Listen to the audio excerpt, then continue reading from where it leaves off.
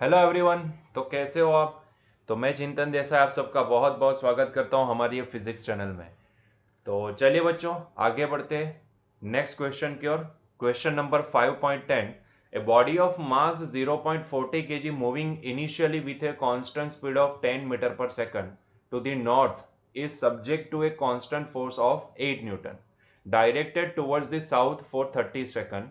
Take the instant the force is applied to be t is equals to 0, the position of the body at that time to be 0 metre, मतलब कि at the origin, and predict its position at t is equals to -5 second, t is equals to 25 second and t is equals to 100 second। मतलब कि यहाँ पे हमें 0.40 kg का एक मास है जो कांस्टेंट 10 मीटर पर सेकंड की वेलोसिटी से, स्पीड से नॉर्थ डायरेक्शन में जाता नजर आ रहा है ना, टुवर्ड्स दी नॉर्थ डायरेक्शन में जाता नजर आ रहा है। तो एक काम करते हैं, पहले तो उसका पाथ वगैरह यहाँ पे बना देते हैं। मान लो कि मैं उसका पाथ बनाता हूं ये। So this is the path of that particular object. ये कुछ साउथ से नॉर्थ की डायरेक्शन में जाता नजर आ रहा है, ठीक है। तो मान लो कि वो जो ऑब्जेक्ट है या फिर जो बॉडी है वो साउथ से लेके नॉर्थ की डायरेक्शन, मान लो कि ये वाली जो डायरेक्शन है वो नॉर्थ है। सर नॉर्थ ऊपर नीचे दिखानी चाहिए, नॉर्थ एंड साउथ। अरे यहाँ पे समझ में आ सके उसके लिए हमने यहाँ पे हॉरिजॉन्टल दिखा है, नहीं तो मैं चाहता तो वर्टिकल भी दिखा सकता था, ठीक है, लेकिन यहाँ पे हमने समझ में आ सके अच्छे से उसके लिए हमने हॉरिजॉन्टल दिखाया है। तो अभी मान लो कि कोई एक ऑब्जेक्ट है, कोई एक बॉडी है जो 0.40 kg की है। वो कांस्टेंट स्पीड से 10 मीटर पर सेकंड की स्पीड से नॉर्थ की डायरेक्शन में जा रही है, और किसी एक कांस्टेंट फोर्स, किसी एक टाइम पे एक कांस्टेंट फोर्स उसके ऊपर लगना स्टार्ट हुआ, and that is the 8 Newton. ठीक है, वो 8 न्यूटन का फोर्स उसके ऊपर टूवर्ड्स दी साउथ डायरेक्शन में लगना स्टार्ट हुआ, और वो कितने सेकंड तक लग रहा है? 30 सेकंड तक वो लगा, है ना। उसके बाद वापस गायब हो गया। ठीक है, जब से वो लगना स्टार्ट हुआ, वहां पे आपको बोला है, वहां पे आप ऐसा मान लो कि वहां पे टाइम 0 है, ठीक है। एंड वहां पे आप ओरिजिन मान लो, मतलब कि जहां पे वो लगना स्टार्ट हुआ वो पॉइंट को आप ओरिजिन कंसिडर कर लो, और वहां से टाइम को स्टार्ट करो, मतलब कि 0 से स्टार्ट करो।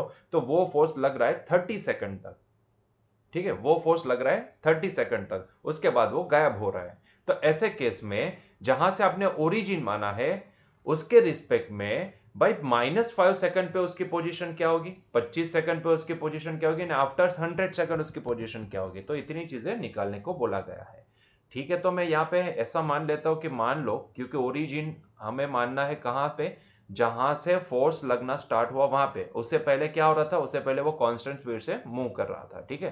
तो मान लो कि वो कांस्टेंट स्पीड से मूव करता करता करता करता मान लो कि यहां पहुंचा, जहां से उसके ऊपर फोर्स लगना स्टार्ट हुआ, और वहीं पे हमें बोला है कि वहीं पे टाइम को भी आप स्टार्ट करो, और वहीं पे ओरिजिन मान लो। दो चीजें आपको बोली है, तो जहां से फोर्स लगना स्टार्ट होते हैं उसी को मैं ओरिजिन मान लेता हूं, और वहीं से मैं टाइम को भी शुरू करता हूं, मतलब कि मैं यहाँ पे टाइम को 0 सेकंड मान लेता हूं, ठीक है।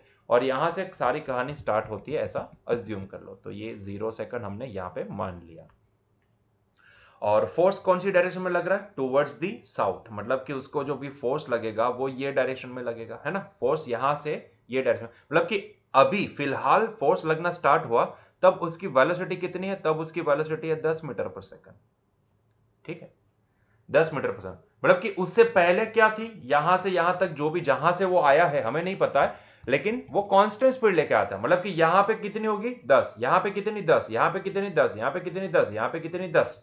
मतलब कि यहां तक 10 है, लेकिन जैसे वो ये ओरिजिन पे पहुंचा है, अब कहानी थोड़ी बदलेगी, क्योंकि अब उसके ऊपर एक फोर्स लगना स्टार्ट हुआ है, और वो कितने न्यूटन का? 8 न्यूटन का, है ना। तो पहले तो ये पता कर लेते कि भाई ये 8 न्यूटन के फोर्स की वजह से यहाँ पे एसिलरेशन कितना आएगा, है ना। तो ये 8 न्यूटन के फोर्स की वजह से एसिलरेशन कितना आएगा वो कैलकुलेशन हम यहां पे कर लेते हैं। तो भाई F इज इक्वल टू क्या लिख सकते हैं? ma।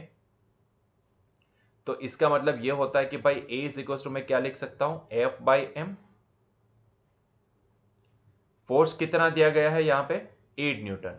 और मास कितना है? ये ऑब्जेक्ट का मास है 0.40 kg।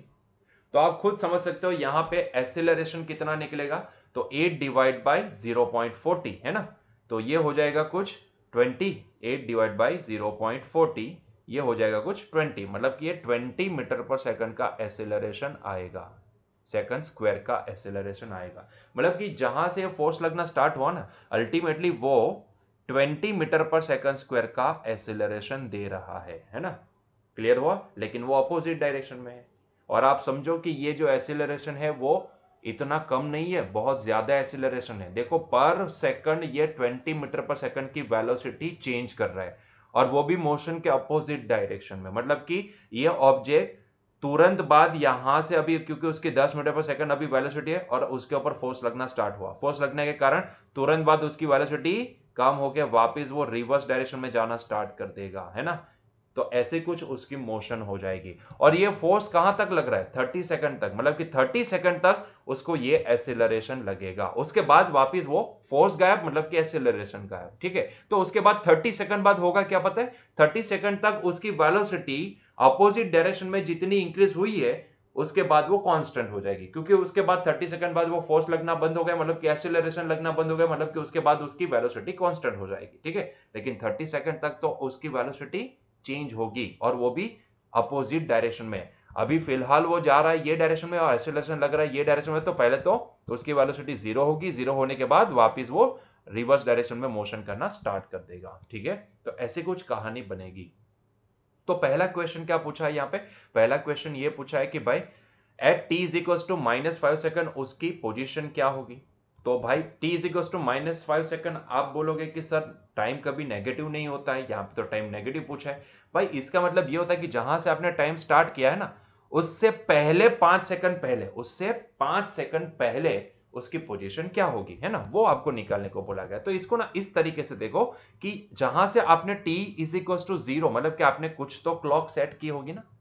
मतलब कि उन्होंने बोला है कि जहां से फोर्स लगना स्टार्ट होता है वो पॉइंट को आप ओरिजिन मान लो, और वहीं से टाइम को स्टार्ट करो, नोट डाउन करना, और वहीं से 30 सेकंड तक ये फोर्स लगेगा, आप ऐसा मान लो। ठीक है, तो ऐसे केस में भाई सीधी सी बात है ना।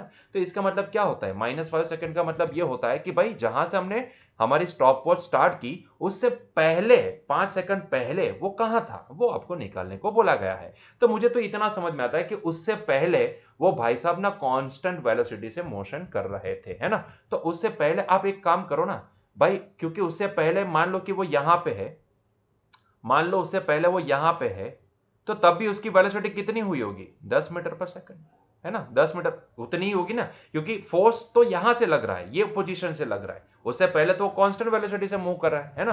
तो उसकी वेलोसिटी कितनी होगी? तो भाई 10 मीटर पर सेकंड होगी, सीधी सी बात है। तो भाई वो 5 सेकंड में कितना डिस्टेंस ट्रैवल कर सकता है वो देख लो। 5 सेकंड में वो कितना डिस्टेंस ट्रैवल कर सकता है वो देख लो। तो उतना डिस्टेंस ये होगा, है ना। 5 सेकंड में मान लो कि उसने इतना डिस्टेंस ट्रैवल किया है, तो पहले वो डिस्टेंस निकाल लो ना, वो डिस्टेंस निकाल लो, और फिर उसको कोऑर्डिनेट के फॉर्म में लिख दो। ठीक है, क्योंकि मैंने अगर ये ओरिजिन माना है तो उस हिसाब से भाई इसका कोऑर्डिनेट क्या बनना चाहिए? अगर ओरिजिन यहां पे है तो ये होगा -x,0, है ना। तो ये उसके कोऑर्डिनेट बन जाएंगे, तो उसकी पोजीशन हमें मिल जाएगी। क्लियर है पॉइंट? समझ में आई? तो इस तरीके से हम निकाल सकते हैं। तो हम ये पता कर लेते हैं कि भाई ये 5 सेकंड में ये x कितना ट्रैवल कर सकता है, क्योंकि 5 सेकंड पहले मान लिया कि मान लो कि वो यहां पे था। ठीक है, this is the position of that particular object before 5 second. ठीक है, जहां से आप फोर्स लगना स्टार्ट हुआ उससे 5 सेकंड पहले वो यहां पे था। ठीक है, तो वो कितना डिस्टेंस ट्रैवल कर सकता है वो पहले पता कर लो, उसको फिर कोऑर्डिनेट के फॉर्म में लिख दो, क्योंकि अगर ये ओरिजिन है तो हमें जो ये वैल्यू मिली होगी उसका -0, मान लो कि 2 मिलता है तो -2,0 वो उसकी पोजीशन हुई होगी। तो इस तरीके से हम पोजीशन पता कर सकते हैं। ठीक है, तो बस पहले at T is equal to -5 का आंसर देते हैं। So at t is equal to -5 second. ठीक है, वैसे टाइम नेगेटिव नहीं होता है, लेकिन इसका मीनिंग कुछ अलग निकलता है, जो मैंने समझा कि 5 सेकंड पहले वो कहां था।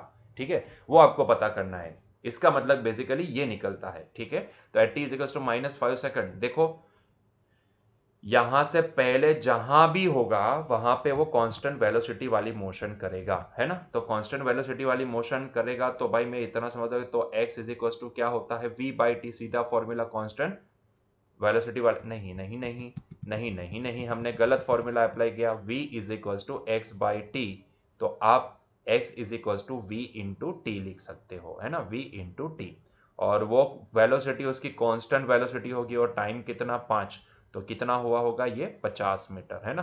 तो भाई मैं इसको बोल सकता हूं कि उसने डिस्टेंस काटा होगा 50 मीटर, मतलब कि वो जहां पे था वहां से 5 सेकंड में ओरिजिन तक पहुंचा है, तब उसने एक्चुअल में कितना डिस्टेंस ट्रेवल किया है? 50 मीटर। तो भाई उसकी पोजीशन क्या हो सकती है? उसकी पोजीशन हो सकती है विथ रिस्पेक्ट टू ओरिजिन -50,0, है ना? यही उसकी पोजीशन होगी -50,0। क्लियर हुआ ये? तो अल्टीमेटली मैं इसको क्या लिख सकता हूं? -50 मीटर, या फिर विथ रिस्पेक्ट टू ओरिजिन अगर हम लिखे इसकी पोजीशन, तो with respect to O it's position is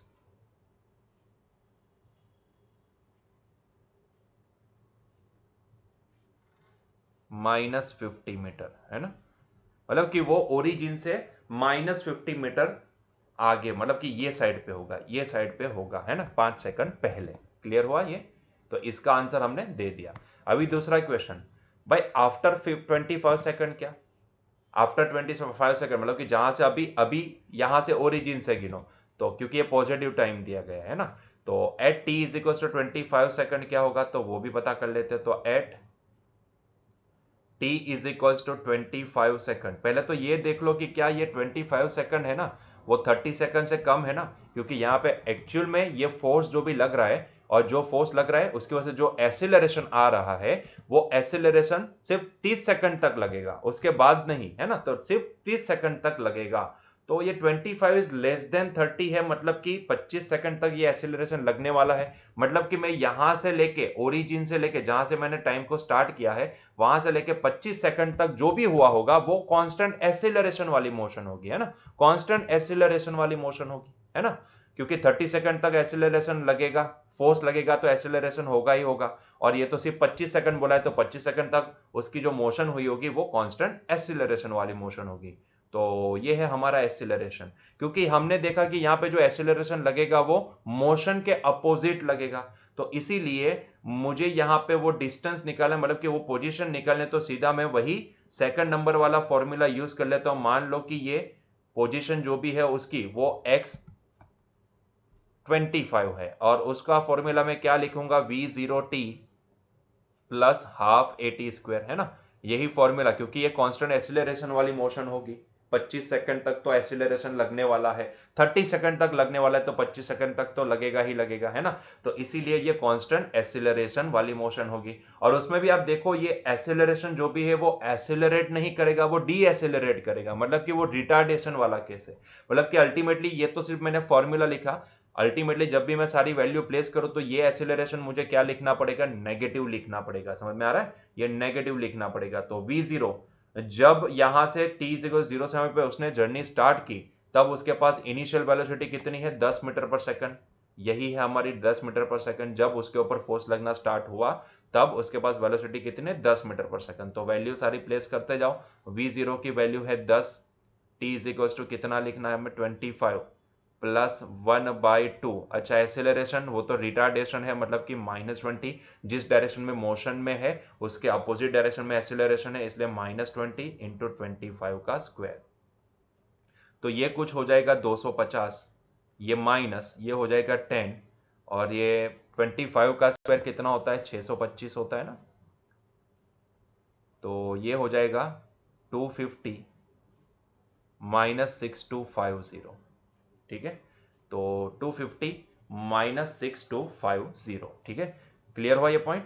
तो अगर हम इसकी वैल्यू निकालें, तो ये वैल्यू कुछ आएगी, और उसमें से 250 निकल जाएंगे, तो 250 और ये 250 कैंसिल हो जाएंगे, तो बचेगा 6000। Actually it is 6000।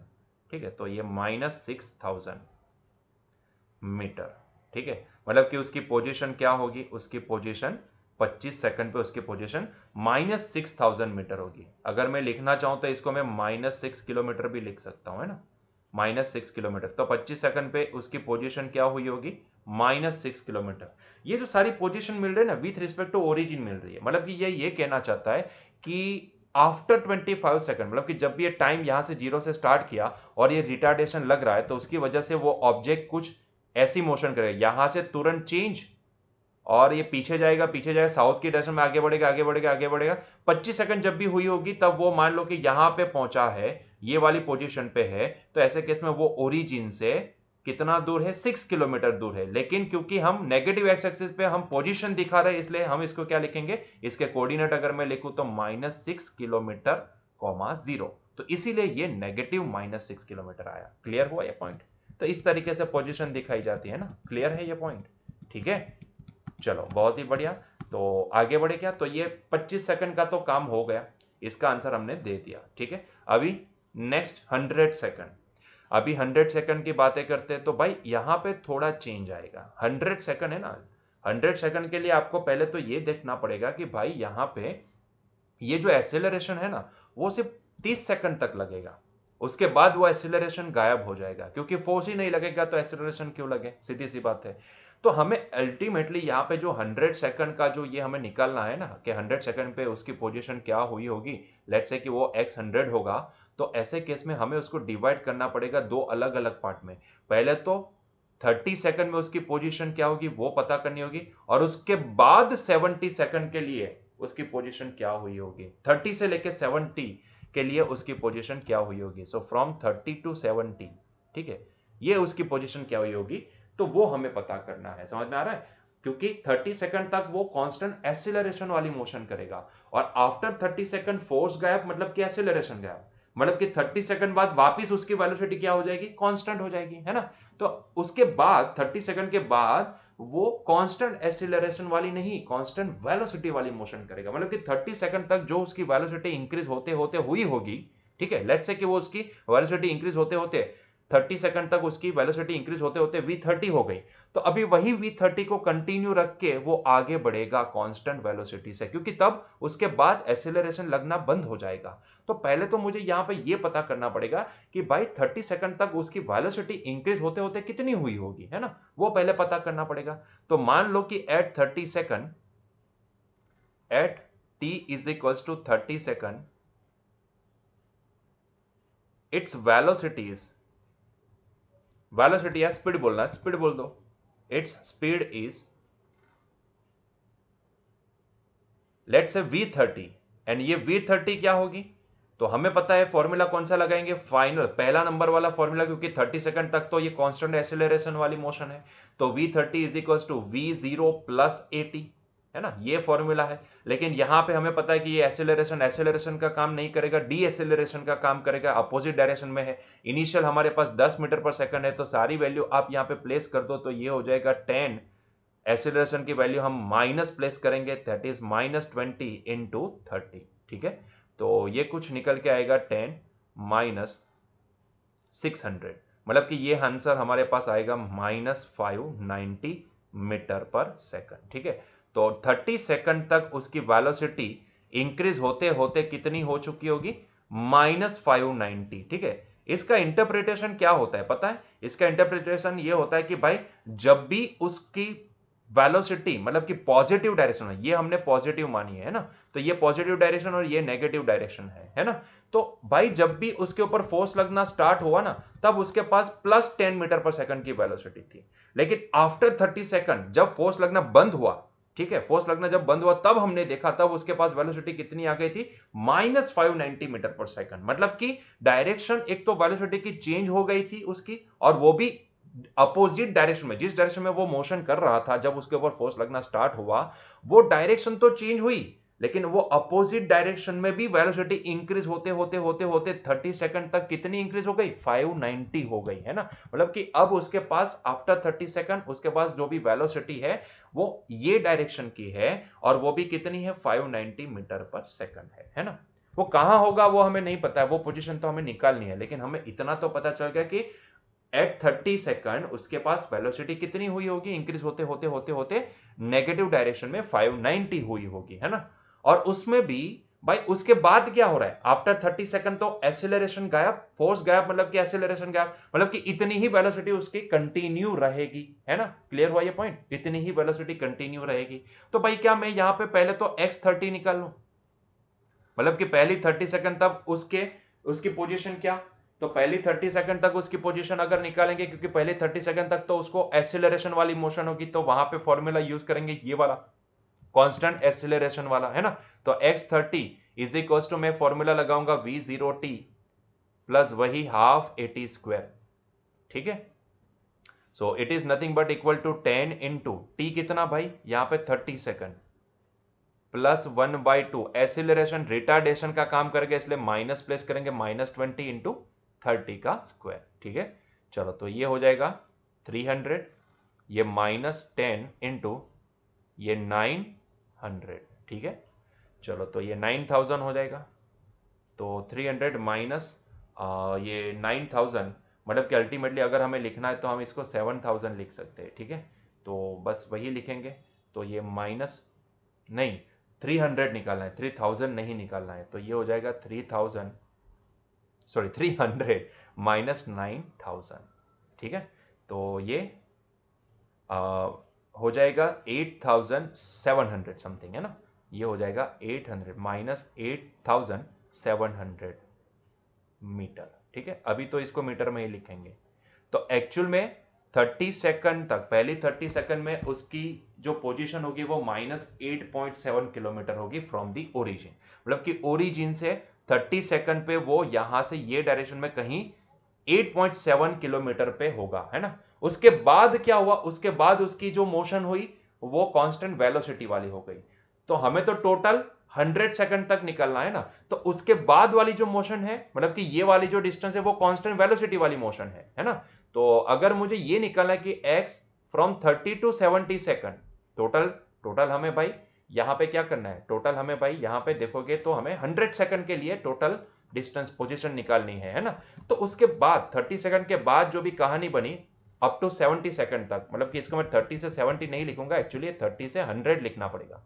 30 से 100, ये गलती की है मैंने, यहाँ पे 30 से लेके 100 सेकंड हमें लिखना पड़ेगा। ठीक है, तो नेक्स्ट 30 से अभी 100 सेकंड की जो दूरी है वो जो ट्रैवल करेगा वो कांस्टेंट वेलोसिटी से, कितनी वेलोसिटी से, इतनी वेलोसिटी लेके वो ट्रैवल करेगा। क्यों इतनी वेलोसिटी लेके ट्रैवल करेगा, क्योंकि आपको पता है ये चीज कि भाई उसके बाद फोर्स लगना बंद हो गया है 30 सेकंड बाद, है ना। तो इसीलिए हमें अभी जो उसकी जो मोशन होगी वो कांस्टेंट वेलोसिटी वाली मोशन होगी। तो 30 सेकंड से लेके 100 सेकंड तक की जो उसकी मोशन होगी वो कांस्टेंट वेलोसिटी वाली, और कांस्टेंट वेलोसिटी वाली मोशन के लिए फॉर्मूला सीधा ये लगता है ना। और मतलब कि x is v into T, तो मैं लिखूंगा यहाँ पे v30 इंटू टी, और ये 30 से लेके 100 का गैप कितना होता है, 70 सेकंड का, मतलब कि, और v30 कितना है, -590 है ना।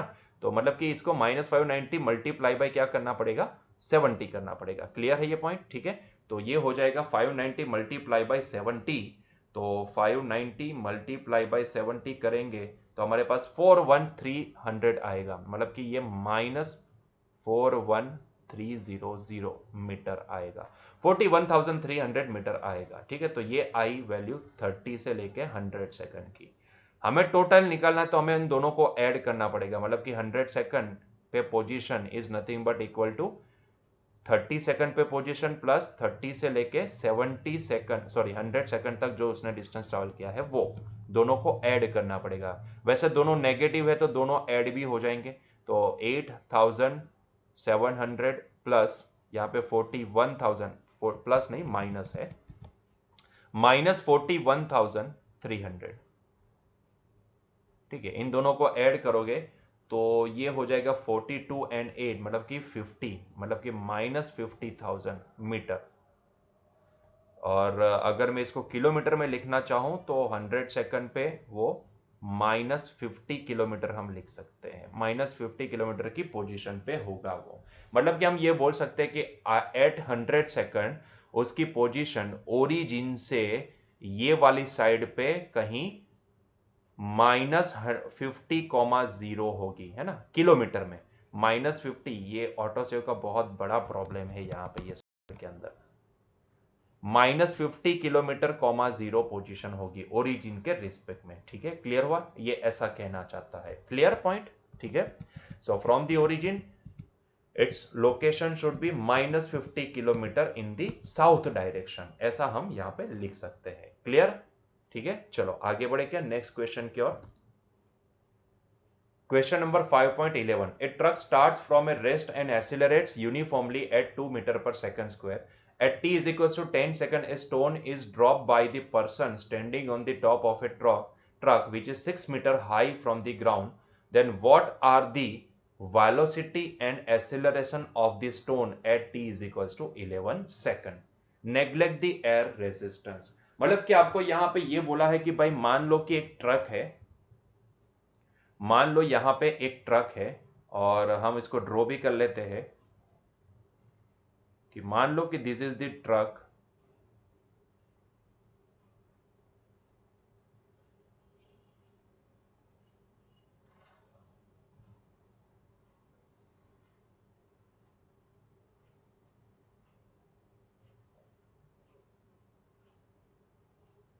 ठीक है। तो ये एक ट्रक है, अज्यूम कर लो,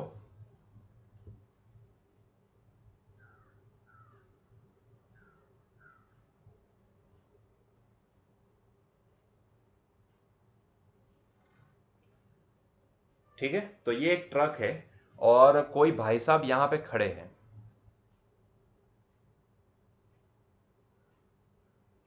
उनके हाथ में एक स्टोन है, ठीक, उनके हाथ में एक स्टोन है, वो ये स्टोन को गिराना चाहते हैं, ठीक है, वो ये स्टोन को गिराना चाहते हैं। अभी इनिशियली आप देखोगे ना, a truck starts from the rest and accelerates uniformly at 2 metre पर सेकंड स्क्वायर। तो at 10 second a stone is drop by the person standing on the top of the truck. तो भाई साहब यहां पे स्टोन को कब गिराते हैं? तो 10 सेकंड पे, बराबर है, जब टाइम 10 सेकंड हुआ तब वो गिराते हैं। और ये जो ट्रक है ना, वो रेस्ट कंडीशन से अपनी जर्नी स्टार्ट करती है। हमें ये चीज पता है कि अगर भाई, अगर ट्रक 2 मीटर पर सेकंड स्क्वायर के एक्सीलरेशन से मूव हो रही है, तो ऐसे केस में मुझे भी एक्सीलरेशन कितना, अगर मान लो कि ये भाई साहब जो भी है ऑब्जर्वर वो मैं हूं, या फिर ये जो भाई साहब जो स्टोन गिराने वाले वो मैं हूं, तो भाई इसको भी एक्सीलरेशन कितना मिलेगा? 2 मीटर पर सेकंड स्क्वायर का। स्टोन को भी एक्सीलरेशन कितना मिलेगा? 2 मीटर पर सेकंड स्क्वायर का। यहां पे जो दरवाजा होगा ये ट्रक का, उसको भी एक्सीलरेशन कितना होगा? तो 2 मीटर पर सेकंड स्क्वायर का। तो सबका एक्सीलरेशन जितना ट्रक का है उतना होगा, है ना। तो भाई मैं ये बोल सकता हूं कि एट 10 सेकंड अगर मैं यहां पे देखना चाहूं तो भाई ये स्टोन के पास क्या वेलोसिटी जीरो होगी? नहीं, वेलोसिटी जीरो थोड़ी ना है, वेलोसिटी जीरो थोड़ी ना होगी, क्योंकि ट्रक ने रेस्ट कंडीशन से मोशन स्टार्ट की। तो जैसे जैसे ट्रक की वेलोसिटी बढ़ेगी ना, वैसे वैसे ये भाई साहब की भी वेलोसिटी बढ़ेगी और ये स्टोन की वेलोसिटी भी बढ़ेगी। जहां से जर्नी स्टार्ट करते वहीं पे अगर स्टोन को गिरा देता तो मैं ये बोल सकता कि भाई स्टोन के पास वेलोसिटी तब एक्स डायरेक्शन की जीरो थी, है ना। लेकिन ये कब गिराता है ये स्टोन को? 10 सेकंड पे।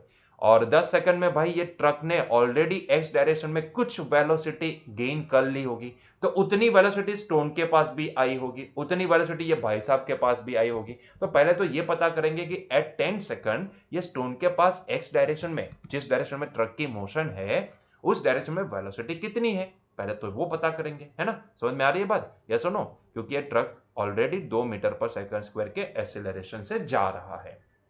तो मैं बस यहीं पे ये भी यहां पे यही देखने वाला हूं कि at T is equals to 10 second by ये स्टोन के पास कौन सी वेलोसिटी है। स्पेसिफिकली बोलूं तो भाई उसके पास दो डायरेक्शन की वेलोसिटी कितनी है वो मैं पता करना चाहता हूं। मान लो कि at 10 second T is equals to 10 second stone के पास एक्स डायरेक्शन की वेलोसिटी वी एक्स है, ठीक है, मुझे नहीं पता है वो कितनी है। अच्छा, वाई डायरेक्शन की वेलोसिटी कितनी है? हाँ जी, ये तो मैं पता कर सकता हूं कि वाई डायरेक्शन की वेलोसिटी कितनी है, क्योंकि मुझे पता है यहां पे। अच्छा, हम एक्स डायरेक्शन की वी एक्स नहीं वी जीरो एक्स बोल देते ताकि हमें नोटेशन थोड़ा समझ में आ सके, ठीक है। तो मैं इसको बोल दूं कि भाई उसके पास एक्स डायरेक्शन की वेलोसिटी वी जीरो एक्स है। मैं ये नहीं बोल सकता कि ये जीरो होगी, नहीं भाई, स्टोन के पास, क्योंकि हमें पता है कि अगर आप किसी कार में बैठते हो और मैं बोलूं कि वो कार की स्पीड पर सेकंड 10 किलोमीटर पर आवर से इंक्रीज हो रही है, तो ऐसे केस में अंदर बैठे हुए आदमी हो या आपके अंदर बैठे हुए आदमी का मोबाइल हो या चाहे कुछ भी हो, सबकी वेलोसिटी कार के साथ सिंक्रोनाइज होगी, मतलब कि सबकी वेलोसिटी पर सेकंड 10 किलोमीटर पर आवर से बढ़ेगी, ठीक है। तो ये स्टोन भी 10 सेकंड पे गिराया जा रहा है ना, तो 10 सेकंड तक तो वो ट्रक का ही पार्ट है ना, क्योंकि भाई साहब जिसके हाथ में है वो भाई साहब ट्रक का पार्ट हो गए, क्योंकि उसके साथ अटैच है। तो जो ट्रक के साथ हो रहा है वही ये भाई साहब के साथ होगा, वही ये स्टोन के साथ होगा, है ना। तो अगर मैं बोलूं कि भाई 10 सेकंड में अगर ये ट्रक है उसकी वेलोसिटी गेन होते होते 20 मीटर पर सेकंड हो गई, तो 10 सेकंड में ये भाई साहब की वेलोसिटी भी कितनी होगी एक्स डायरेक्शन में? 20 मीटर पर सेकंड। और उसके साथ साथ ये स्टोन की भी कितनी हुई होगी? 20 मीटर पर सेकंड। सीधी सी बात है ना, क्लियर है। तो ये पॉइंट समझना है हमें कि भाई साहब ये जो है ना, ये भाई साहब वो भाई जब भी ट्रक ने स्टार्ट की अपनी जर्नी वहां पे नहीं गिरा रहे, स्टोन को कहां गिरा रहे हैं? At T is equal to 10 second. ठीक है, मतलब कि 10 सेकंड बाद वो उसको छोड़ रहे हैं अपने हाथ में से, और जब भी अपने हाथ में से उसको ड्रॉप करवाएंगे तब वाई डायरेक्शन की वेलोसिटी कितनी होगी, तो भाई 0 मीटर पर सेकंड। ट्रक के एक्सेलरेशन की वजह से ये स्टोन को सिर्फ एक्स डायरेक्शन की वेलोसिटी मिल सकती है, वाई डायरेक्शन की नहीं मिल सकती है ना। तो भाई मुझे ये पता करना है कि एट 10 सेकंड उसके पास वाई डायरेक्शन की वेलोसिटी 0 मीटर पर सेकंड होगी, बट एक्स डायरेक्शन की VOX है। अभी ये VOX कितनी होगी वो मुझे पता करना है, तो VOX मैं कैसे निकाल सकता हूं, तो मुझे पता है कि स्टोन के लिए कहानी कुछ ऐसी होगी। ये स्टोन है, at time t is equal to 0 उसके पास एक्स डायरेक्शन की स्पीड होगी 0 मीटर पर सेकंड। एट मान लो कि t is equal to 10 second उसके पास वेलोसिटी इंक्रीज होके VOX हो चुकी है, क्योंकि उसको ये डायरेक्शन में ट्रक के बराबर एक्सीलरेशन लग रहा है। तो ये तो कांस्टेंट एक्सीलरेशन वाली मोशन हो गई। तो भाई ये VOX क्या लिख सकते हैं, final velocity is equals to initial velocity plus AT, है ना, यही फॉर्मूला है। VO कितनी है, 0 है, तो ये 0 प्लस A कितना है, यहां पे 2 है, टाइम कितना 0 से लेके 10 सेकंड मतलब कि 10, तो ये कितनी हुई होगी 20 मीटर पर सेकंड। क्लियर है। तो भाई ये स्टोन के पास 10 सेकंड पे कितनी वेलोसिटी होगी एक्स डायरेक्शन में, 20 मीटर पर सेकंड। ठीक है, तो ये हमने निकाल लिया 20 मीटर पर सेकंड। क्लियर है। और वाई डायरेक्शन की तब कितनी, 0 मीटर पर सेकंड। अभी क्या हो रहा है, 10 सेकंड पे उसको ड्रॉप करवाया गया है ना, 10 सेकंड पे उसको ड्रॉप करवाया गया, मतलब कि अब उसका 10 सेकंड के बाद देखोगे ना, तो एट 10 सेकंड एट 10 सेकंड उसकी वेलोसिटी इतनी है ना। लेकिन जैसे ही 10 सेकंड पे उसको ड्रॉप करवाया गया तो अब वो ट्रक के साथ कांटेक्ट में नहीं होगा, और अगर वो ट्रक के साथ कांटेक्ट में नहीं है तो अब उसकी वेलोसिटी 2 मीटर पर सेकंड स्क्वायर के एक्सेलरेशन से इंक्रीज नहीं होगी, है ना। अगर वो ट्रक के साथ अटैच है तो उसको ट्रक का एक्सेलरेशन मिल सकता है। जैसे ही वो ट्रक से कांटेक्ट में नहीं है, अभी अभी ट्रक से कांटेक्ट छूट चुका है उसका, है ना, उसको ड्रॉप करवा दिए, तो now it is no more contact with truck. तो अब ये भाई साहब की वेलोसिटी 2 मीटर पर सेकंड से इंक्रीज हो सकती है, लेकिन ड्रॉप करवाने के बाद ये स्टोन की वेलोसिटी अब 2 मीटर पर सेकंड से इंक्रीज नहीं होगी। तो अब 11 सेकंड पे, क्योंकि आपको पूछा गया कि at t is equal to 11 second क्या होगा, तो अगर मैं यही analysis at t is equal to 11 second देखूं तो क्या कहानी बनेगी वो भी देख लेते हैं। तो at t is equal to 11 second क्या, at t is equal to 11 second क्या कहानी बनेगी, तो भाई अब क्योंकि भले एक सेकंड गुजर चुका है फिर भी ये स्टोन के पास एक्स डायरेक्शन में वेलोसिटी में कोई बदलाव नहीं आएगा। मतलब कि मैं ये नहीं बोलूंगा कि अभी एक सेकंड गुजर चुका है तो 10 सेकंड पे 20 मीटर पर सेकंड है, तो आफ्टर 1 सेकंड है, लेकिन 11 सेकंड पे अब उसकी वेलोसिटी पर सेकंड 2 मीटर पर सेकंड इंक्रीज होती है, मतलब कि पर सेकंड 2 मीटर पर सेकंड की इंक्रीमेंट मतलब कि अभी 22 हो जाएगी, नहीं हो पाएगी। ये भाई साहब की वेलोसिटी 22 हो जाएगी, ये ट्रक की वेलोसिटी 22 हो जाएगी, लेकिन now stone is no more in contact with truck. तो इसका मतलब यह है कि अब उसको ट्रक का एक्सीलरेशन लगना बंद हो चुका है 10 सेकंड के बाद, है ना, 10 सेकंड पे उसको छोड़ दिया गया है।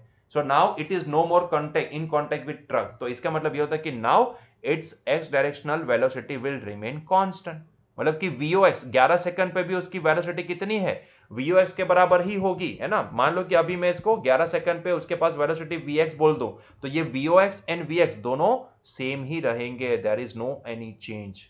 एक्सेलरेशन का प्रभाव अभी उसके ऊपर नहीं रहेगा, बिकॉज वो अभी ट्रक के कांटेक्ट में नहीं है, उसको छोड़ दिया हाथ में से 10 सेकंड पे, मतलब कि वो स्टोन नीचे जा रहा है, तो नाउ अभी उसको ट्रक का एक्सेलरेशन लगना बंद हो चुका है। लेकिन भाई एक्स डायरेक्शन में कोई डी एक्सेलरेशन भी तो नहीं है, और यहां पे क्लियरली बोला है कि एयर रेजिस्टेंस नेग्लेक्ट करना है, तो भाई उसकी वेलोसिटी एक्स डायरेक्शन की अभी कांस्टेंट रहेगी, है ना, उसको कोई चेंज करने वाला है ही नहीं एक्स डायरेक्शन में। लेकिन वाई डायरेक्शन का अगर मैं बोलूं तो भाई 10 सेकंड पे वाई डायरेक्शन में उसके पास 0 मीटर पर सेकंड की वेलोसिटी है, लेकिन आफ्टर 1 सेकंड, क्योंकि 10 से 11 हुआ ना, तो आफ्टर 1 सेकंड क्या मैं ये बोल सकता हूं कि उसके पास अभी भी वाई डायरेक्शन की 0 है, नहीं, अभी उसके पास वाई डायरेक्शन की कुछ इंक्रीज हो चुकी होगी। क्योंकि भाई वाई डायरेक्शन में तो ग्रेविटी लग रही है ना, वाई डायरेक्शन में तो उसके पास ग्रेविटी है, तो ग्रेविटी क्या करेगी, अभी वाई डायरेक्शन में पर सेकंड 10 मीटर पर सेकंड का इंक्रीमेंट देगी। हमें यहां पे जी कितना कंसीडर करना है, ये एक्सरसाइज स्टार्ट होने से पहले ही उन्होंने बता दिया था एक सेंटेंस में कि हमें 10 मीटर पर सेकंड स्क्वायर कंसीडर करना है ना।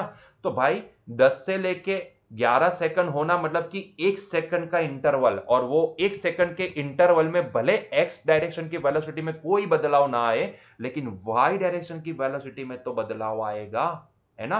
क्योंकि एक सेकंड में वो बंदे की वाई डायरेक्शन में, क्योंकि देखो ना वाई डायरेक्शन में तो एक्सीलरेशन है, इसको अगर टू बी स्पेसिफिक बोल रहा है तो हम क्या बोल सकते हैं, 10 मीटर पर सेकंड, मतलब कि पर सेकंड ये क्या करेगा, 10 मीटर पर सेकंड की वेलोसिटी इंक्रीज करके देगा।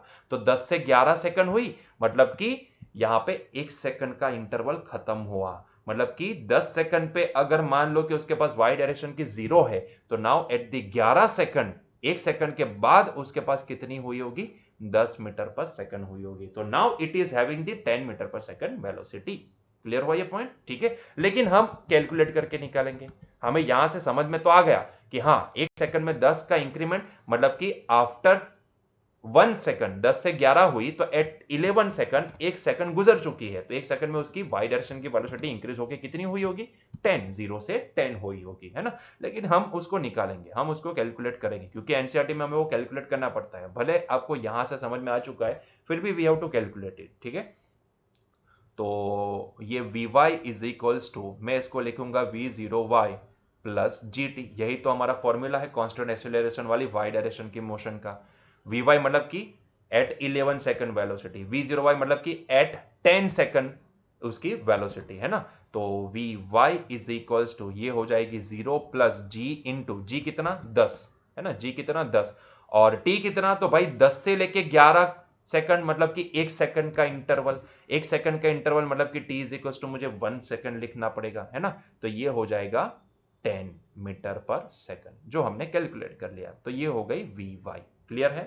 तो अभी हमें क्या निकालना है, देखो एट 11 सेकंड देखो हमें एक्स डायरेक्शन की वेलोसिटी भी मिल चुकी है, and we got the value of Y velocity also, कि 10 एट 11 सेकंड ये स्टोन के पास दो दो वेलोसिटी है, एक्स डायरेक्शन में 20 मीटर पर सेकंड है एंड वाई डायरेक्शन में 10 मीटर पर सेकंड है ना।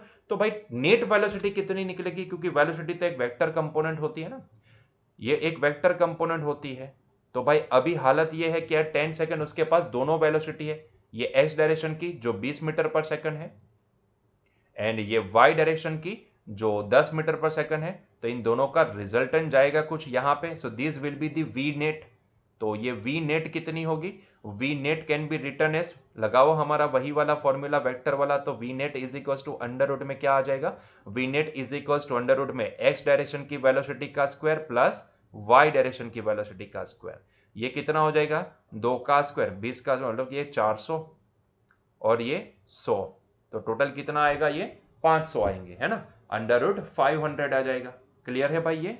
तो अंडर रूट ये हमारे पास आएगा 500, और अगर हम उसको लिखना चाहे अंडर रूट वगैरह निकाल के लिखना चाहे, तो further we are getting this value as a, ये हो जाएगा 25, मतलब कि हाँ ये 22 पॉइंट समथिंग, मतलब कि 22.2 भी स्पेसिफिक लिखे तो 36 मीटर पर सेकंड, ठीक है। तो ये हो गया हमारा पहले क्वेश्चन का answer, that is the V net. Clear हुआ ये पॉइंट, कैसे हमने पता किया, ठीक है। तो ये हमारा पहले क्वेश्चन का आंसर, जो नेट वेलोसिटी निकालना था वो। अभी क्या पूछा है, नेट एक्सीलरेशन कितना, at T is equal to 11 second net acceleration कितना, ठीक है, तो वो भी पता कर लेते हैं। So at T is equal to 11 second, अगर मैं एक्सीलरेशन की बात करूं तो ऐसे, अच्छा उसको समझने के लिए मैं एक काम करता हूं, यहां पे मैं आपको पहले 10 सेकंड पे एक्सीलरेशन क्या होगा वो भी पता कर लेते हैं। तो एट 10 सेकंड वो स्टोन के ऊपर दो एक्सीलरेशन होंगे, ध्यान से देखोगे तो आपको दोनों दिखेंगे। ये एक्स डायरेक्शन में उसको एक्स डायरेक्शन का एक्सीलरेशन होगा वो 2 मीटर पर सेकंड स्क्वायर का, जो ट्रक का है वो, क्योंकि 10 सेकंड पे तो वो अभी कांटेक्ट में है फिलहाल, जो 10 सेकंड हुई जब उसको यहां से ड्रॉप करवा रहे हैं 10 सेकंड पे, उससे पहले तो वो ट्रक के साथ कांटेक्ट में था, तो उसके पास एक्स डायरेक्शन का एक्सीलरेशन होगा, और वाई डायरेक्शन का ड्यू टू इट्स मास उसको ग्रेविटी लगेगी, है ना। तो वाई डायरेक्शन का जो एक्सीलरेशन होगा वो तो जी के बराबर होगा। तो एट 10 सेकंड उसकी ये पोजीशन होगी, इसकी ये कंडीशन होगी। लेकिन हमें तो 11वीं सेकंड मतलब कि एट 11 सेकंड हमें यहां पे देखना है। So at T is equal to 10 second ये कहानी है, और at T is equal to 11 second जैसे ही देखोगे तो क्योंकि हमने उसको 10 सेकंड पे ड्रॉप करवा दिया, तो ड्रॉप करवाने के कारण उसके पास एक्स डायरेक्शन में तो कोई एक्सेलरेशन है ही नहीं, क्योंकि वो अभी तो ट्रक के साथ कांटेक्ट में है ही नहीं। ठीक है, तो भाई एक्स डायरेक्शन में तो कोई एक्सेलरेशन नहीं है। अगर वो ट्रक के साथ कांटेक्ट में होता तो मैं ये 2 लिख सकता था, लेकिन 10 सेकंड पे हमने इसको ड्रॉप करवा दिया, मतलब कि अब now it is no more in contact with the truck. तो अभी उसके पास एक्स डायरेक्शन का एक्सेलरेशन कितना हो गया, जैसे ट्रक के साथ कांटेक्ट छूटा एक्सेलरेशन गायब। ठीक है, तो वो 0 हो गया। क्या वाई डायरेक्शन का एक्सेलरेशन भी गायब हुआ? नहीं, वो तो हमेशा लगता ही रहता है ना, क्योंकि वो तो मास की वजह से आता है, ग्रेविटी है। ठीक है, तो अब देखोगे तो अब उसके पास सिर्फ एक ही एक्सेलरेशन है। एक्स डायरेक्शन का तो 0 हो चुका है, वाई डायरेक्शन का है वही नेट कहलाएगा। तो नेट एक्सेलरेशन एट 11 सेकंड कितना होगा? ए वाई के बराबर, और वो कितना है? जी, मतलब कि 10 मीटर पर second square. So this is the answer of second question. Clear हुआ ये पॉइंट? ठीक है, चलिए आगे बढ़े क्या नेक्स्ट क्वेश्चन की ओर। 5.12 A bob of mass 0.1 kg hung from the ceiling of the room by a string 2 meter long is set into the oscillations. The speed of the bob at its mean position is 1 meter per second. Then what is the trajectory of the bob if the string is cut when the bob is first at one of its extreme position and b at its mean position? मतलब कि आपको एक Bob दिया गया है, Bob को, Bob या stone मान लो, उसको किसी थ्रेड के साथ सीलिंग के साथ लटकाया गया है और उसको सिंपल हार्मोनिक मोशन करवाए जा, ऑसिलेशंस करवाए, हाँ सिंपल हार्मोनिक मोशन नहीं बोलेंगे, ऑसिलेशंस करवाए जा रहे हैं। अभी क्या बोला है आपको? आपको यहां पे ये पता करना है कि अगर उसकी थ्रेड को कट कर दी जाए, उसकी स्ट्रिंग जिसके साथ वो बंधा हुआ है, जिसके साथ वो लटका हुआ है, अगर हम उसको कट कर दे कहां पे? एक्सट्रीम पॉइंट पे, एंड दूसरी पोजीशन मीन पोजीशन पे, तो उसकी ट्रेजेक्टरी क्या बनेगी? मतलब कि जब हम उसकी स्ट्रिंग को कट करेंगे तो वो जो पाथ फॉलो करके नीचे गिरेगा वो पाथ कौन सा होगा, है ना? वो पाथ कौन सा होगा? ट्रेजेक्टरी का मतलब कि path followed by that particular object, वो पाथ कौन सा होगा वो आपको पता करना है ना? कि भाई स्ट्रेट लाइन को फॉलो करेगा या फिर पैराबोलिक पाथ को फॉलो करेगा, क्या करेगा? ठीक है, तो वो हमें यहां पे पता करना है। तो सिर्फ वो ट्रेजेक्टरी हमें यहां पे फाइंड आउट करनी है, बस इतना ही। ट्रेजेक्टरी मतलब कि पाथ कौन सा होगा वो हमें यहां पे फाइंड आउट करना है। ठीक है, तो उसके लिए मान लो कि ये सीलिंग है, हम सारी कहानी देख लेते हैं। और ये हो गई उसकी मीन पोजीशन, जब भी मीन पोजीशन हुई होगी तब वो यहां होगा, तो ये हो गई उसकी मीन पोजीशन। और मान लो कि उसके जो ऑसिलेशंस हो रहे हैं, बड़े बड़े ऑसिलेशन, उसमें एक्सट्रीम लेवल तक वो यहां तक जा सकता है। लेट्स से कि वो एक्सट्रीम लेवल तक यहां तक जा पाएगा। ठीक है, तो मान लो कि वो यहां तक जा रहा है, एक्सट्रीम एक्सट्रीम यहां तक जा रहा है। और वो मास भी हम यहाँ पे देख लेते हैं कि भाई वो बॉब होगा, वो कुछ ऐसा दिखेगा, तो सर्कल जैसा कुछ यहीं से ले लेते हैं शेप। ठीक है, तो वो बॉब जो भी है एक सर्कल जैसा ले लेते हैं, मान लो कि ये है बॉब। ठीक है, जिसको लटकाया गया है, इसको और थोड़ा छोटा कर लेते हैं। तो ये इसकी मेन पॉइंट है, और ये उसकी पॉसिबल मैक्सिमम पोजीशन है। ठीक है, उसके ऑसिलेशंस की पॉसिबल मैक्सिमम पोजीशन है। ठीक, चलो तो इसको अभी सॉल्व करते हैं। सॉल्व करना क्या है, यहाँ सिर्फ ट्रेजेक्टरी ही देखनी है हमें। ठीक है, ट्रेजेक्टरी क्या बनेगी, मतलब कौन से पाथ को वो फॉलो करेगा, वही देखना है। ये हमारी सीलिंग है, बहुत ही बढ़िया तरीके से। ठीक है, तो कुछ इस तरीके से वो ऑसिलेशंस करेगा, इस तरीके से। ठीक है,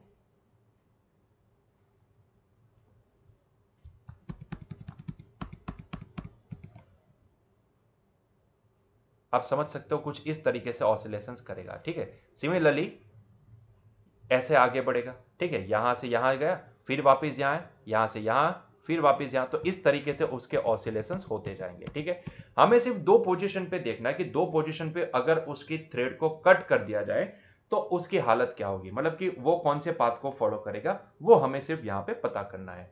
तो देखो यहां पे सिंपल सा पॉइंट है, आपको ये जो स्ट्रिंग है ना कितने मीटर लॉन्ग है क्या है वो हमें कुछ यहाँ पे चेक करने की जरूरत नहीं है और उसकी जरूरत भी नहीं है। ट्रेजेक्टरी को अगर आइडेंटिफाई करना है तो यहाँ पे कुछ भी चेक करने की जरूरत नहीं रहेगी, ठीक है, आप ये समझ सकते हो।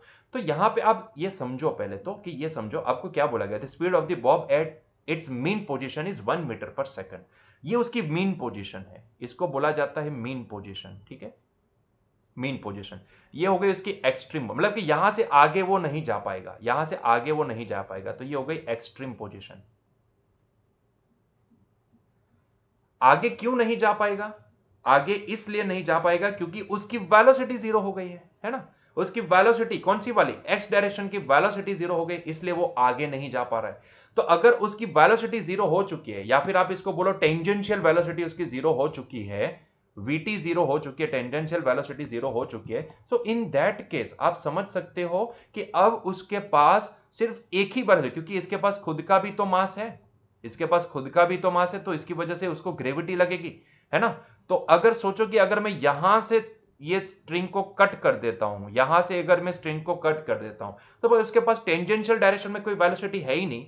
तो भाई जो भी होगा वो अभी उसके पास क्या लग रहा है, नीचे की डायरेक्शन में mg लग रहा है, और वो mg की वजह से वो कौन से पाथ को फॉलो करेगा, सीधा नीचे जाएगा, है ना। तो वो ये वाले पाथ को फॉलो करके नीचे गिरेगा, आप समझ सकते हो, ये वाले पाथ को फॉलो करेगा 0 मीटर पर सेकंड से। मतलब कि ये तो फ्री फॉल वाली कंडीशन हो गई, ये तो फ्री फॉल वाली कंडीशन हो गई। उसको ये डायरेक्शन में कोई वेलोसिटी है ही नहीं, अगर होती तो और आगे जा पाता, लेकिन ऐसा नहीं है। आपको बोला कि ये एक्सट्रीम पॉइंट है, मतलब कि अब इसके पास टेंजेंशियल डायरेक्शन में, ये डायरेक्शन में वेलोसिटी जीरो हो चुकी है। तो ऐसे केस में अब आप देखो कि जैसे मैं स्ट्रिंग को कट करता हूं तो ये भाई साहब सीधा नीचे गिरेंगे, सीधा नीचे गिरेंगे, है ना। और ये सीधा नीचे गिरेंगे तो इसका पाथ कैसा होगा, तो अगर मुझे इसका पाथ देखना है तो इसका पाथ कुछ स्ट्रेट लाइन जैसा दिखेगा आपको, है ना। सीधा नीचे गिरेंगे, मतलब कि मैं इसको इस तरीके से दिखा सकता हूं, यहां से सीधा फ्री फॉल, सीधा फ्री फॉल, है ना, सीधा फ्री फॉल, आप इसको इस तरीके से देख सकते हो।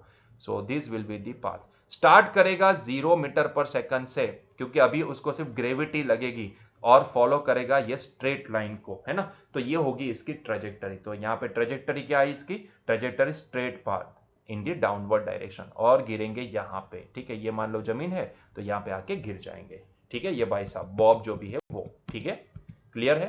तो स्ट्रेट लाइन को फॉलो करेगा,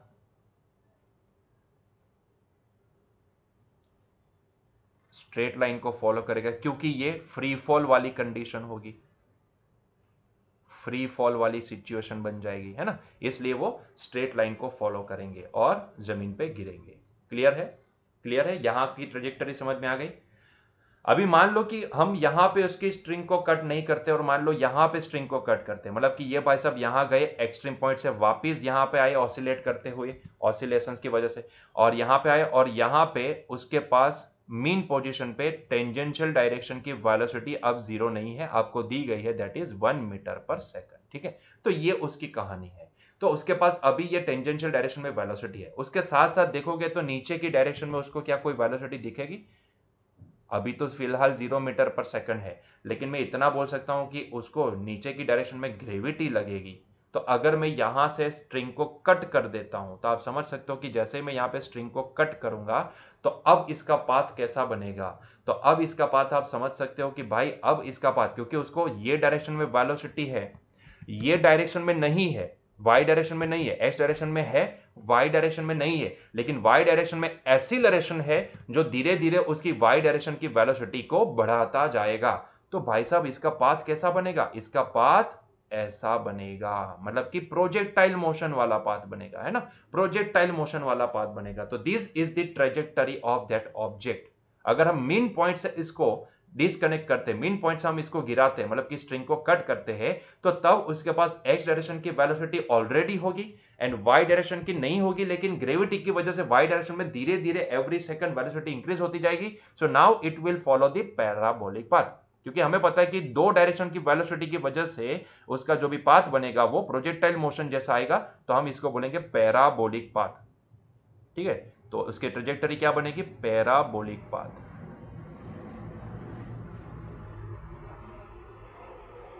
just like projectile motion, like projectile motion।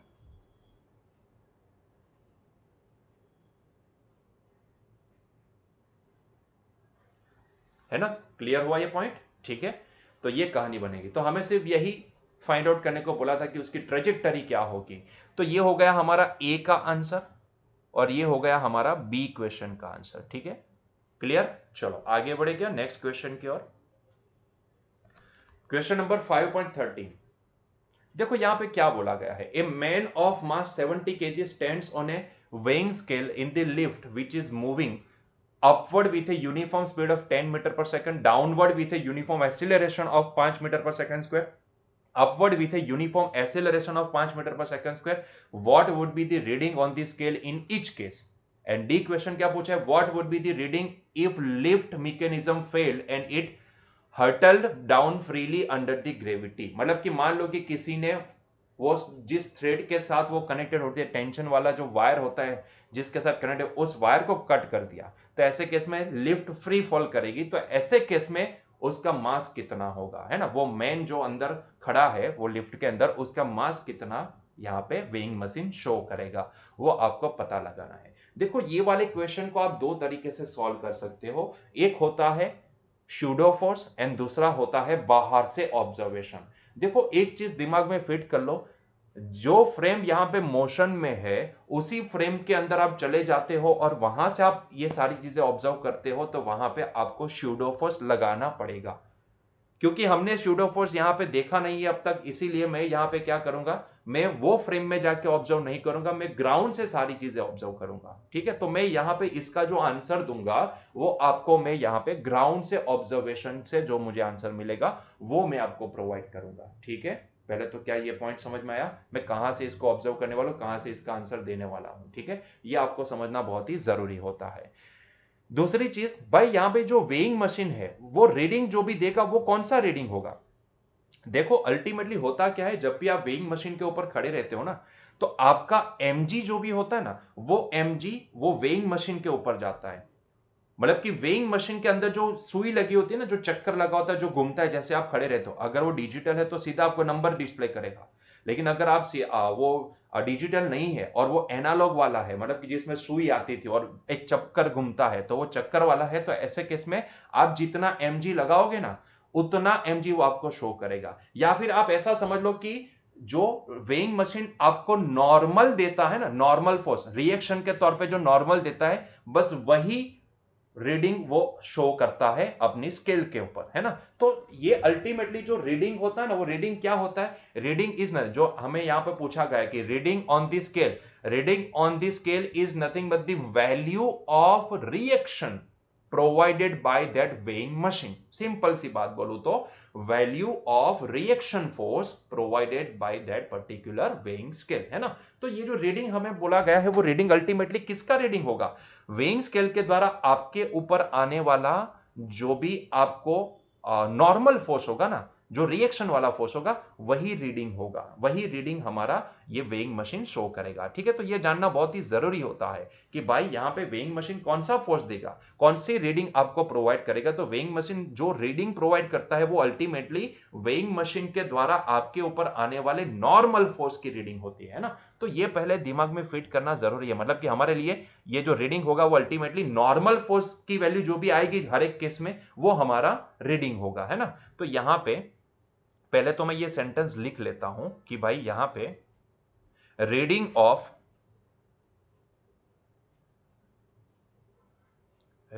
Of scale हर एक केस में, हर एक केस के लिए यही हमें कंसीडर करना है।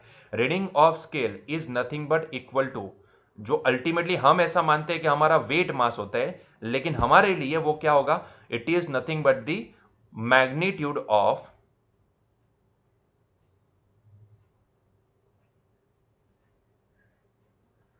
नॉर्मल फोर्स, ठीक है, एन, या फिर आप इसको रिएक्शन वाला फोर्स भी बोल दो,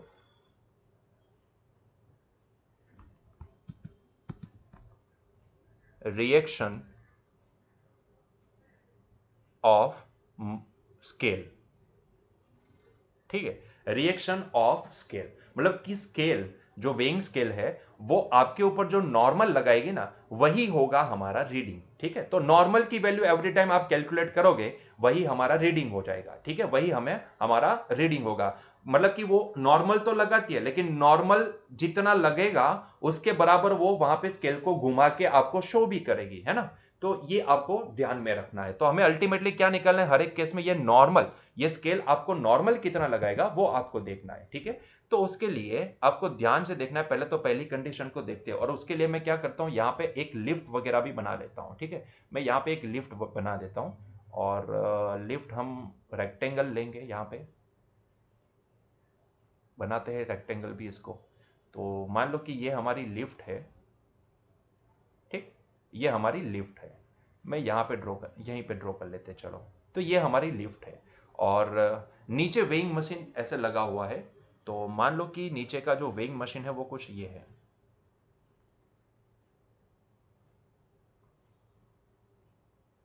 ठीक है। सो ये है वेइंग मशीन, ये है वेइंग मशीन, और उसके ऊपर आप खड़े हो, मतलब कि जो आदमी है वो खड़ा है ना, जो आदमी है वो खड़ा है उसके ऊपर, और अलग अलग सिचुएशन दी गई है। And you are the observer. आप कहां से इसको ऑब्जर्व कर रहे हो, तो आप ग्राउंड से इसको ऑब्जर्व कर रहे हो। कहां से, ग्राउंड से, ठीक है। ये ग्राउंड है, मान लो ये ग्राउंड है, और आप ये सारी घटना जो भी हो रही है उसको आप बाहर से ग्राउंड से ऑब्जर्व कर रहे हो। इसीलिए मैं यहां पे, मैंने पहले ही बता दिया ना कि अगर मैं यहां पे अंदर जाके अगर ये सारी चीजें ऑब्जर्व करता तो यहां पे मुझे सूडो फोर्स लगाना पड़ता, ठीक है। अभी ये हमने देखा नहीं कि सूडो फोर्स क्या है, तो ऐसे केस में हम क्या करेंगे, हम इसको ग्राउंड से ऑब्जर्व करेंगे, ग्राउंड से रियलिटी को ऑब्जर्व करेंगे।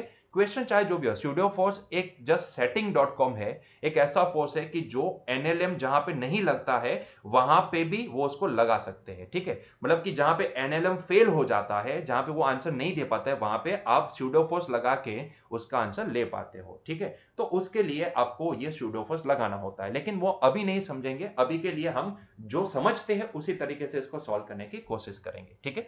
तो पहली सिचुएशन देख लो, ये लिफ्ट है, ये हमारी लिफ्ट है, ठीक। तो पहली सिचुएशन में क्या बोला है कि भाई लिफ्ट जो भी है वो वर्टिकली अपवर्ड डायरेक्शन में जा रही है ना, upward with a uniform speed of 10 metre पर second, with a uniform speed of 10 metre पर सेकंड, ठीक है। मतलब कि लिफ्ट ऊपर जा रही है 10 मीटर पर सेकंड से। तो ऑब्वियस सी बात है कि अगर ये लिफ्ट 10 मीटर पर सेकंड से ऊपर जाएगी तो आप समझ सकते हो कि ये जो बाहर ऑब्जर्वर खड़ा है, मतलब कि आप जो भी हो, आप ये हो, ये ऑब्जर्वर है, तो ऑब्जर्वर को क्या दिखेगा, ऑब्जर्वर को भी भाई ये भाई साहब 10 मीटर पर सेकंड से ऊपर जाते नजर आएंगे। आएगा कि नहीं आएगा, ऐसा है ना। तो अगर वो भाई साहब को, ऑब्जर्वर को, अगर ये भाई साहब जो भी है वो 10 मीटर पर सेकंड से ऊपर जाते नजर आएंगे, तो ऐसे केस में अगर आपको ऑब्जर्वर अगर ये भाई साहब को देखेगा तो उसका फ्री बॉडी डायग्राम कैसा दिखेगा, उसका फ्री बॉडी डायग्राम कुछ ऐसा दिखेगा कि भाई ये भाई साहब के मास की वजह से भाई साहब को लगेगा mg नीचे की डायरेक्शन में, और क्योंकि उन्होंने जिस वेइंग स्केल के ऊपर खड़े हैं वो वेइंग स्केल ने उनके ऊपर लगाया होगा एक नॉर्मल, और वो नॉर्मल हुआ होगा कुछ n के बराबर जो अपोजिट डायरेक्शन में। ये किसको दिखेगा, ऑब्जर्वर को दिखेगा। कौन है ये भाई साहब है ना, ये जो हमारे भाई साहब है वो है। मान लो कि भाई साहब को हम कैपिटल M बोल देते हैं, मोहन भाई, ठीक है। तो ये कैपिटल M मोहन भाई के ऊपर का, मोहन भाई का फ्री बॉडी डायग्राम कुछ ऐसा दिखेगा। तो आप समझ सकते हो कि हमारे लिए जो रीडिंग है, स्केल का रीडिंग होगा, वो कौन प्रोवाइड करेगा, वो भाई हमें नॉर्मल प्रोवाइड करेगा। मतलब कि यहाँ पे n की वैल्यू पता कर लो, n की वैल्यू पता कर लो तो आपको आंसर मिल जाएगा, ठीक है। तो यहाँ पे आप क्लियर सी बात है कि यहाँ पे ऑब्जर्वर को दिखेगा कि ये कांस्टेंट 10 मीटर पर सेकंड से ऊपर जाता नजर आएगा। मोहन भाई ऑब्जर्वर को 10 मीटर पर सेकंड से ऊपर जाते नजर आएंगे। ये कांस्टेंट स्पीड है ना, कांस्टेंट स्पीड है, मतलब कि एक्सेलरेशन जीरो है। एक्सेलरेशन जीरो मतलब कि net force in Y direction observer को क्या दिखेगा, जीरो दिखेगा। मोहन भाई के ऊपर लगने वाला net force in Y direction zero दिखेगा, है ना। तो ऐसे केस में हम ये बोल सकते हैं कि एन किसके बराबर हुआ होगा, एन mg के बराबर होगा। मतलब कि तब एन कितना होगा, एम जो भी है उनका मास है 70 kg, और जी जो भी है वो 10, मास 70 kg है एंड ये 10 है, तो उसको 700 न्यूटन दिखेगा, है ना। तो उसका वेट उनको 700 न्यूटन दिखेगा, ठीक है, क्लियर है। एक्चुअली हम इसको सीधा, हमें क्या करना है यहाँ पे, reading of the mass, mass actually हमें यहाँ पे पता करना है। तो ये जो man of mass 70 kg stands on A weighing scale in a lift which is moving vertically upward. देखो हमें यहाँ पे ऑलरेडी ये जो 700 न्यूटन का जो हमें दिया गया है, ठीक है, ये फोर्स हमें यहाँ पे 700 न्यूटन का लगेगा।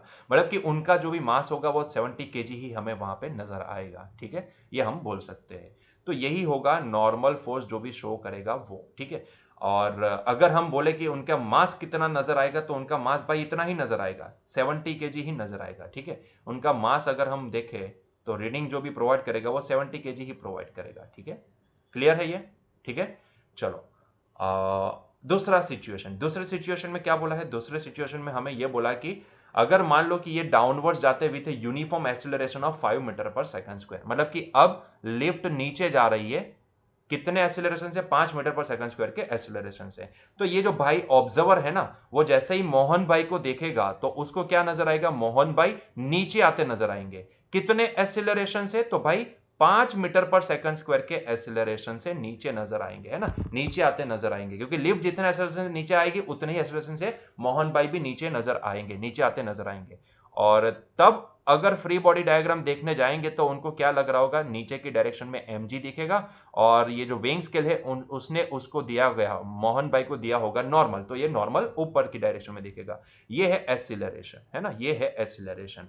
तो अब देखो पूरी सिस्टम एक्सीलरेशन से मूव हो रही है, मतलब कि net force in Y direction अभी ऑब्जर्वर को मोहन भाई के ऊपर जीरो नहीं दिखेगा, जीरो नहीं दिखेगा तो कितना दिखेगा, ma के बराबर दिखेगा। अगर net force in Y direction observer को मोहन भाई के ऊपर जीरो नहीं दिख रहा है, तो जीरो नहीं है तो किसके बराबर है, ma के बराबर है, मतलब कि मास ऑफ मोहन भाई इनटू एक्सीलरेशन के बराबर है। अभी देखो मोहन भाई नीचे की डायरेक्शन में आते नजर आए, मतलब कि mg ग्रेटर देन n हुआ होगा, इसीलिए हम ये बोल पाएंगे कि भाई ये होगा mg minus n, that is equals to ma, है ना, that is equals to ma। Clear है ये, ठीक है।